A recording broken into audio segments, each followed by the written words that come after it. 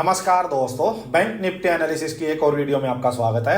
आज तो शायद बैंक निफ्टी ट्रेडर्स जो हैं वो भाई आज तो मेरे ख्याल में झूम रहे होंगे। जो भी लोग जुड़े हुए हैं, देखो जिसने भी कल की वीडियो भी देखी होगी और जो पीछे 2-4 महीने से देख के थोड़ी साइकोलॉजी जिनकी अच्छी हो गई होगी, आज मेरे ख्याल में मैंने जो ट्रेड लिया सेम आपने लिया होगा। और ट्रेड भी क्या लिया यार, वो तो कल बिल्कुल मेरे मुंह से जो वर्ड्स निकले थे ना, जो बिल्कुल डिट्टो वही लाइन मैंने यूज की थी और वही ट्रेड आज मिला है। तो ये इसीलिए मैं आपको बोलता हूँ। देखो कई लोगों के मैसेज भी आते हैं, जैसे टेलीग्राम पे मेरे पास या इंस्टा पे मैसेज आ जाते हैं कई बार कि यार कोई पेड टिप वगैरह देना या पेड चैनल वगैरह कुछ है इस टाइप का स्टार्ट कर लो आप, और हमें बता ही दिया करो डायरेक्ट की कॉल लेनी, पुट लेनी, बाई करना, सेल करना, इस टाइप से। तो देखो भाई, मैं एक बात बोलता हूँ। पहली बात तो देखो ये सब चीज़ मैं करता नहीं। दूसरी बात क्या है कि ना इस चीज़ का टाइम होता है, ठीक है, कि उसी टाइम में अपना ट्रेड भी लूँ और मैं साथ में मैसेज वैसेज भी करूँ, वो नहीं होता, ठीक है। एक मेन बात ये है कि देखो मैं जो भी चीज़ आपको बताता हूँ ना यार, डिस्कस करते हैं हम कि कल क्या कर सकते हैं भाई, उसमें 3 ही सिनेरियो होते हैं। देखो वो 3 सिनेरियो में से पक्का ट्रेड अपने को मिल रहा है, हर रोज मिल रहा है। वो सेम जो चीज़ डिस्कस कर रहे हैं वही तो हो रहा है। एक दिन भी आप ऐसा देख लो कि जिस दिन वो चीज़ हमने डिस्कस ना की और वो ट्रेड हमें नहीं मिला हो, क्योंकि साइकोलॉजी वो है भाई। सेम मैं वही ट्रेड मैं लेता हूँ, वही आप लेते हो। दिक्कत कहाँ आती है? बस दिक्कत इतनी है कि भाई मेरा थोड़ा एक्सपीरियंस ज़्यादा हो गया होगा तो मेरे थ्रू कन्विक्शन ज़्यादा होती होगी, आपका थोड़ा एक्सपीरियंस कम है तो हो सकता है कई बार एंट्री मिस हो जाए, कई बार एग्जिट थोड़ा टाइम लेना हो। बट वो चीज़ सारा आपका लर्निंग का एक पार्ट है, वो धीरे धीरे आपका चलता रहेगा। उस पर आप बिल्कुल भी टेंशन मत लो। अगर आपको ट्रेड समझ में आने लग गया ना, आपकी साइकोलॉजी सही हो रही है, तो सही रास्ते पे हो आप। धीरे धीरे आपकी एंट्री भी सही होगी, धीरे धीरे आपकी एंट्री लेनी भी आ जाएंगी आपको, धीरे धीरे आपके एग्जिट भी सही होने लग जाएंगे। वो टाइम के साथ होगा, उसको कोई भी नहीं, ना मैं बता सकता ना कोई और बता सकता, क्योंकि वो लाइव मार्केट से ही सीखा जाएगा आपसे। लाइव मार्केट में ही हर दिन अलग अलग कंडीशन पे एग्जिट होता है, अलग अलग कंडीशन पे एंट्री होती है। मेन चीज़ आपकी साइकोलॉजी बिल्ड होनी चाहिए। आपको ये इंडिकेटर स्ट्रेटजी जो चक्कर है ना, इनसे निपटारा होना चाहिए आपका, ठीक है। वो मेरे ख्याल में आप लोगों का, काफी लोगों का हो गया होगा। नहीं हुआ तो अभी बता देता हूँ। इंडिकेटर्स एक भी लगाता है कोई, एक भी इंडिकेटर नहीं लगाना, उसको छोड़ दो बिल्कुल। देखो जैसे मेरा है ना, नीट एंड क्लीन चार्ट, इस टाइप का चार्ट होना चाहिए, ठीक है। अगर कोई ये देखो, एक बात और बताऊँ, कई लोग होते हैं जिनको फालतू की बातें निकालनी होती है। अगर देखो कई ये EMA वगैरह ये कुछ देख रहे हो, तो मैं एक चीज़ भी ये कुछ यूज़ नहीं करता। ये सिर्फ इसलिए है कि कई बार मैं अपने जो इक्विटी की जो इन्वेस्टमेंट से रिगार्डिंग कोई स्टॉक की स्टडी करता हूँ, उसमें मैं इनको कई बार देखता हूँ कि हाँ यहाँ पे इससे इतनी दूर है, ये वो सब है। मतलब ट्रेडिंग में मैं कुछ नहीं देखता, सिंपल से आपको बात बता देता हूँ। इक्विटी में भी नहीं देखता इनको, कभी कभी ये बस लगी पड़ी हुई है, कभी कभी कुछ लगा लिया, अदरवाइज सेम ट्रेडिंग वाला ही मेरा इक्विटी में रहता है। तो भाई एक भी इंडिकेटर यूज नहीं करना, कोई स्ट्रेटजी कुछ नहीं करना। देखो अपना सिंपल है, हर दिन आपके सामने ट्रेड मिल रहे हैं। तो चलो डिस्कस करते हैं। अच्छा उससे पहले देखो इक्विटी वाली बात करूं, अगर इक्विटी इन्वेस्टर्स की, तो देखो भाई जो मार्केट में माहौल बना रखा था ना ये 2-4 दिन से कि भाई अब की बार तो गई मार्केट, पोर्टफोलियो भी हमारे लाल हो गए थे, वो तो पक्का हो गए थे सबके। देखो मैंने आपको फिर से वही, इसीलिए मैं बार बार आप लोगों के सामने वीडियो बना के मेरे को डालना पड़ता है। और भाई रिस्क भी बहुत होता है, क्योंकि देखो काफ़ी लोग देखने वाले हो जाते हैं और पब्लिकली आप कोई सी चीज़ को लेके जाते हो तो अकाउंटेबिलिटी बहुत ज़्यादा हो जाती है। मुझे भी पता है वो बात, लेकिन फिर भी मैं बोलता हूँ क्योंकि उसमें मेरी कन्विक्शन है भाई। मैं उसी थ्योरी पे काम करता हूँ। जब तक मुझे नहीं लगेगा कोई फंडामेंटल इशू कहीं आ गया, तब तक मैं कैसे कह दूँ कि मार्केट गई सारी। अगर ऐसे ही मार्केट चली जाएगी तो हम तो क्या है, हमारे तो थोड़े से पैसे लगे होंगे। अरे पता नहीं कितनी बड़ी मार्केट है यार ये, ऑल ओवर द वर्ल्ड। मतलब कितनी दुनिया, सारा पैसा तो यहाँ लगा है। गवर्नमेंट भी जो हमसे जहाँ भी सेविंग करवाती है, कोई इंश्योरेंस करवाती है, सारा पैसा यहीं पे है, इसी मार्केट में लगा हुआ है। तो फिर वो सारे डूब जाएंगे भाई, और सारे डूब गए तो हम भी डूब जाएंगे। खत्म बात यार, सीधी बात ही है, ठीक है। तो बढ़िया ज़बरदस्त रिकवरी होगी सबकी, 4-4.5% शायद सबके पोर्टफोलियो अप होंगे। तो देखो जो मैं आपको सिखा रहा हूँ ना, जो स्ट्रेटजी जो मैंने जो कन्विक्शन के साथ आपको बोला था, जो भी लोगों ने अगर रुके होंगे वो उस चीज़ के पीछे, उन्होंने अगर फ्रेश बाइंग भी की होगी, तो आज मेरे ख्याल में खुश भी होंगे। मैं फिर से एक बात कहता हूँ कि भाई क्या सीखा आपने ये 2-3 दिन जो मार्केट गई, इस पहले आप कैसे थे, अब आपने क्या अलग किया मेरी सुन के, और फ्रेश बाइंग की नहीं की, और आज कैसा लग रहा है। तो एक बार कमेंट बॉक्स में आप कमेंट भी करके बता सकते हो, ठीक है। हम डिस्कस भी कर सकते हैं। चलो अभी बैंक निफ्टी को डिस्कस करते हैं। देखो भाई मैंने आपको कहा था कि बैंक निफ्टी अगर यहाँ से डायरेक्ट बहुत बड़ा गैप अप हो जाए, देखो बहुत बड़ा गैप अप हो जाए। कल क्या हुआ था, सेम गैप अप हुआ था। आज क्या हुआ, सेम गैप अप हुआ। मैंने कहा था भाई वो सर्वाइव नहीं करेगा, उसका मैंने साइकोलॉजी समझा रखी, बार बार बताने की जरूरत नहीं है बस, ठीक है। ये बढ़िया यहाँ पे रेजिस्टेंस था। सेम मैंने कहा था कि अगर बहुत बड़ा गैप अप हो जाता है नियर बाई रेजिस्टेंस, तो अगर या तो कोई इन्वर्टेड हैमर मिले, उसका लो निकले, आप ट्रेड ले सकते हो, या फिर 5 मिनट की कैंडल का लो निकले तो भी आप ट्रेड ले सकते हो, ठीक है। बहुत बड़ा गैप अप था, अगेंस्ट द ट्रेंड था, सस्टेन नहीं करने वाला था। अब ये फर्स्ट कैंडल आई, फर्स्ट कैंडल बनती है ये, ठीक है। उसके बाद ये सेकंड कैंडल की इनसाइड कैंडल बनती है, इसके अंदर ही क्लोज हो जाती है, तो और बढ़िया बात हो गई।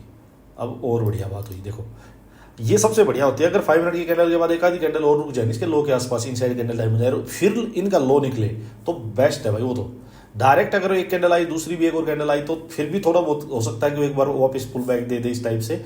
बट ये जब पैनिक वाली सिचुएशन होते हैं तो पुल बैक भी नहीं आता, आपको बता देता हूँ। बहुत बड़ा गैप अप हो और अगेंस्ट द बिल्कुल ट्रेंड हो और बिल्कुल सेलिंग की मार्केट हो, तब ये पुल बैक भी बहुत रेयर मिलेगा आपको। पुल बैक कहाँ मिलेगा? जब मार्केट साइडवेज टाइप की हो। आपको ये बात भी नोट कर रख लेना, लिख लेना इन चीज़ों को। साइडवेज टाइप की मार्केट हो ना, तब आपको पुल बैक अच्छा मिल जाता है, क्योंकि तब बायर्स भी जोर लगाते हैं। यहाँ कोई बायर जोर लगाएगा ही नहीं भाई, सिंपल सी बात है। पुल बैक कैसे आएगा? तो यहाँ ये फर्स्ट 5 मिनट की कैंडल थी, इसके बाद ये कैंडल अंदर रुकती है, इसके बाद ये ब्रेक डाउन होता है, बढ़िया ब्रेक डाउन हुआ। उसके बाद देखो ये कितनी बढ़िया एंट्री आई, क्या बच गया यार, यहाँ देखो कितनी बढ़िया एंट्री है। और भाई उसके बाद नीचे फर्स्ट टारगेट था भाई 50,000, मैं आपको बता देता हूँ, देखो 50,000 था, लेकिन मुझे पक्का ये लग रहा था कि 50,000 भी होल्ड नहीं हो सकता। बट देखो लग रहा था, अगर चार्ट दिखाता, चार्ट दिखाने मतलब अगर किसी भी कैंडल का कोई भी जो 5 मिनट की कैंडल उसका हाई निकलता तो भाई मेरे को अपना ट्रेड एग्जिट करना पड़ता, सिंपल सी बात थी। बट मुझे लग रहा था कि ये पूरा नीचे आके अपनी क्लोजिंग के आसपास या लो के आसपास फिर से आएगा, क्योंकि यहाँ ये अगर इसको 50,000 होल्ड करना था तो यहीं पर रेंज बनानी पड़ती, और रेंज बनाता और उसका अगर हाई लेता तो हम निकल जाते। बट आज एक्सपायरी थी तो रेंज बनाता, यहाँ रुकता, तब तक अपने फेवर में ही प्रीमियम रहता, तो हमें निकलने की कोई जल्दी नहीं थी, सिंपल सी बात थी, अपना विन विन सिचुएशन थी। बट वही हुआ, टप टप टप नीचे आया, ये क्लोजिंग देखो, ये क्लोजिंग थी, क्लोजिंग के आसपास आता है, ये कैंडल बनी, फिर ये कैंडल बनी, फिर ये ग्रीन कैंडल बनी ना, तो भाई ठीक है एग्जिट कर लिया हमने, सिंपल सी बात है। बढ़िया, बहुत ज़बरदस्त ट्रेड कल की तरह अच्छा ट्रेड मिला अपने को। और जब एक ट्रेड इतना बढ़िया मिल जाए ना, तो देखो मैंने तो अपनी पॉलिसी बना रखी कि भाई फालतू ना इसको करना ही नहीं है। उसके बाद मैं तो अपना इक्विटी जो स्टडी करनी होती है कंपनीज वगैरह की, ये वो टेलीग्राम पे कोई अपडेट देनी है, मैं उस टाइप से अपना काम स्टार्ट कर देता हूँ, अपनी कॉफ़ी वॉफ़ी पी ली। इसको बार बार चार्ट को देखते मत रहो, सबसे अच्छी बात बता देता हूँ आपको। अगर आप इस चार्ट को देखते ही रहोगे ना, तो भाई देखो भरेगा तो मतलब वही ना कि शांति तो कभी भी नहीं होगी। चाहे आप कितने पैसे कमा लो, एक दिन में ही कितनी कमा लो, 10 ट्रेड ले लो, तो भी आपका मन नहीं भरेगा, अगले दिन फिर आप ट्रेड लेने आओगे। तो शांति कहीं ना कहीं करनी पड़ेगी। ओवर ट्रेडिंग बहुत लॉस करवाती है, सबसे पहली बात। अच्छा ट्रेड लो, एक ही ले लो, बहुत है भाई, यही है ट्रेडिंग, असली जो ट्रेडिंग हो। अच्छा हाँ, कभी अपॉर्चुनिटी मिल रही है तो ठीक है भाई, तो अब क्या है, ये बिल्कुल नीचे आ गया, ठीक है नीचे आ गया, यहाँ से मैं बाइंग साइड जाना ही नहीं चाहता था, सिंपल सी बात थी भाई। बाइंग साइड में एक ही था कि ये 1-2 घंटे इसी लेवल पे होल्ड करता रहे, क्लोजिंग के आसपास रेंज बना ले, उस रेंज का 15 मिनट में ब्रेकआउट करता, 5 मिनट में भी नहीं, 15 मिनट में ब्रेकआउट करता, तब मैं अगेंस्ट द ट्रेंड में छोटा मोटा ट्रेड लेता, सिंपल सी बात है। बट ये होल्ड ही नहीं कर रहा, अप साइड जा रहा है, नीचे आ रही है, हायर लोज बना रहा है, तो भाई ये हायर लोज में तब ट्रेड करता हूँ जब मार्केट बुलिश हो, सिंपल सी बात सुनो। अगर मार्केट बुलिश है तब हायर लोज की इंपॉर्टेंस है, मार्केट ही बेरिश है तो हायर लोज कुछ नहीं करेंगे, 2 कैंडल ऊपर जाएंगे, उसके बाद टप से नीचे गिर जाता है। ये बात इंपॉर्टेंट पॉइंट्स है, सारे पॉइंट ना आप एक कॉपी पेन लेके लिखा करो, बैठा करो, क्योंकि ये बातों में पॉइंट निकलते हैं भाई, और ऐसे ही सीखते जाओगे। बस फिर ये घूमता रहा, अप साइड जाता रहा, ठीक है। अच्छा एक चीज़ मैं आपको बार बार बोलता हूँ, देखो एग्जिट क्यों इंपॉर्टेंट होते हैं। देखो यहाँ पे बढ़िया ट्रेड मिल गया था, बैठे रहोगे, कई लोग जो स्ट्रेटजी के चक्कर में, देखो जो स्ट्रेटजी भाई होता है, उनकी भी स्ट्रेटजी कई बार चलती होंगी, मार्केट में सबको मौका देती है। अब ये वापस पूरा खींच गया था देखो यहाँ तक ही, तो शायद ये जो पूरा प्रॉफिट था खत्म हो लेता अपना, सिंपल सी बात थी। तो अपना ठीक है, अपना टारगेट आया, एग्जिट मारो यार। तो ये ट्रेड रहा भाई आज का। चलो कल का डिस्कस करते हैं। देखो चीज़ों को ध्यान से देखना। देखो भाई आज की जो कैंडल बनी है ना, पॉजिटिव यहाँ से अभी भी कुछ नहीं है, कोई पॉजिटिव नहीं है। एक ही पॉजिटिव है कि ये जो लो जो है ना, ये 3 दिन का लो जो है 49,700 to 750 है, इस लो को 3 दिन से मार्केट होल्ड कर रही है, ये एक अच्छी बात है, ये एक अच्छी बात है। सेकंड अच्छी बात ये है कि भाई नीचे से काफ़ी अपसाइड जाके क्लोज किया है, 300-400 पॉइंट की अच्छी रिकवरी हुई है नीचे से, ये एक प्लस पॉइंट है, ठीक है। अब देखो कर क्या सकते हैं, सुनो भाई बात। अब मान लीजिए मार्केट यहीं सेम लेवल पे ओपन हो जाती है, ठीक है, 50,100-200 इसी रेंज में ओपन हो जाती है, तो इसका हाई जो है वो है 50,000 अराउंड 292, मतलब 3 लगा लो, 50,300। देखो यहीं पे ओपन हो जाती है, तो आप सोचो ना, तो यहाँ से बुलिश हो सकते हैं अभी ना, हम बेरिश हो सकते हैं एकदम से। तो अप साइड जाए एकदम, डाउन साइड जाए एकदम, नहीं फंसेंगे, सिंपल सी बात, ठीक है, बिल्कुल नहीं फंसेंगे। हाँ अगर क्लोजिंग के पास ही ये अपना रेंज बनाना स्टार्ट कर दे, देखो जहाँ पे कुछ भी डायरेक्शन क्लियर ना हो ना, वहाँ रेंज पे आ जाओ, सिंपल सी बात है। जहाँ डायरेक्शन क्लियर ना हो वहाँ रेंज होने भाई, और रेंज का ब्रेकआउट या ब्रेकडाउन करे तो अपना ट्रेड लो, अदरवाइज नहीं ले। जहाँ डायरेक्शन की क्लियरिटी ना हो।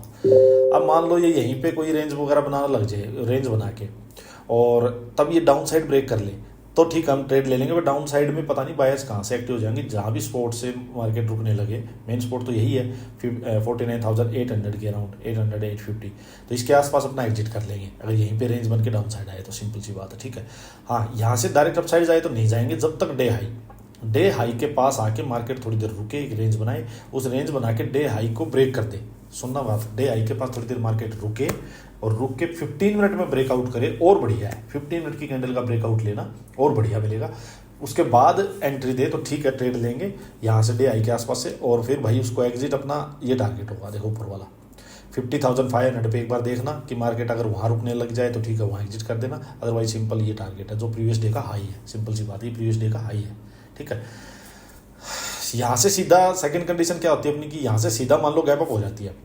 अब गैप अप वही है ऑलरेडी, अगर जो टारगेट था उसके पास तक घोड़ा वैसे गैप अप में ही भाग के आ गया तो करने को बाइंग साइड का कुछ नहीं बचेगा।